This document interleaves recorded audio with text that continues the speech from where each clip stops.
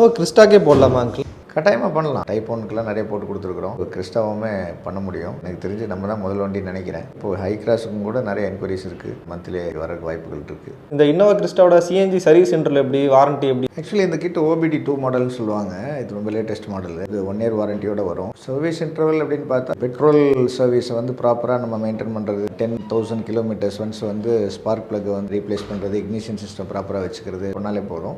Once in year வந்து ஓவராலாக அந்த ரப்பர் டியூப்ஸ் அதெல்லாம் நம்ம செக் பண்ணிக்கலாம். இந்த ப்ராடக்ட்டை பொறுத்தளவில் சூப்பராக பர்ஃபார்மன்ஸ் இருக்கிறதுனால நமக்கு அந்த மாதிரி மெயின்டெனன்ஸுங்கிறது ரொம்ப பெருசாக ஒன்றும் இருக்காது. நம்ம கிட்டலாம் போட்டு இன்ஸ்டால் பண்ணியாச்சு. ஆக்சலேஷன் டெஸ்ட் பார்த்துருவோம்.